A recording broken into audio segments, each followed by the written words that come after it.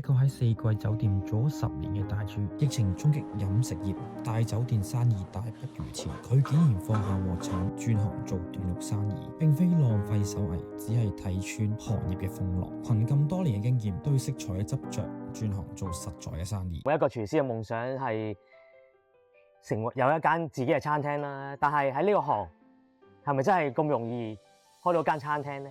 咁即係做咗廚師10年啦，但係你仲未有自己嘅餐廳。冇錯，講個夢想同個理想係唔同。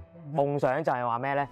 好，廚師頭先我講啦，廚師就係話有自己嘅餐廳啦。原來其實可以有廚師可以有自己嘅 product，咁可以用呢樣嘢。雖然係等得耐，要用1個月嘅時間嚟做，但係每一塊每一樣由葉啊，全部自己嘅心血。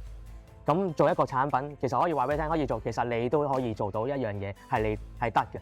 冇話做唔到咁樣，我會同佢一齊去做呢樣嘢啦，同埋試呢樣嘢。究竟我入邊食落去，究竟我個心血喺邊度？其實每一個廚師都係想有自己嘅嘢。本身由一個西餐就做咗個冰鮮肉，其實係兩樣嘢嚟嘅，係不斷咁開頭係不斷交學費，因為點解咧？就本身係一嚿肉係煎出嚟、煮出嚟就可以present到俾人，肉就唔係啦。我點樣可以做一個紅卜卜嘅肉？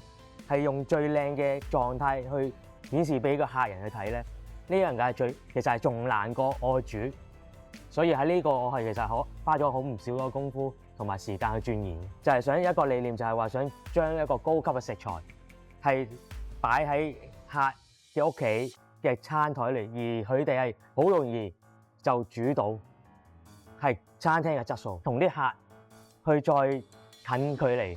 去大家互動，去面對面去交流。咁個客憑咩揀你？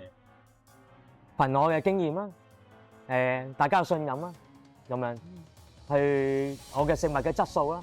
因為我自己本身係喺酒店嘅10年嘅經驗啦，同埋在之前有一個法國餐廳嘅手藝啦。咁當時疫情開咗關，生意差咗，呢個狀態係點？我狀態當然係低迷啦，但係好彩我喺呢個心態裏邊咧，其實我做生意喺呢幾年係要識面對呢啲咁嘅狀態啦、低潮啦，冇生意就係正正我冇生意嘅時候，我要諗好多嘢啦。例如我呢個風乾鴨風片啦，其實本身我呢個風乾鴨風片係一啲傳統手工藝，以前係我喺法國餐廳度學翻嚟嘅，跟個廚學翻嚟。咁其實本身呢啲係餐廳嘅頭本嚟嘅。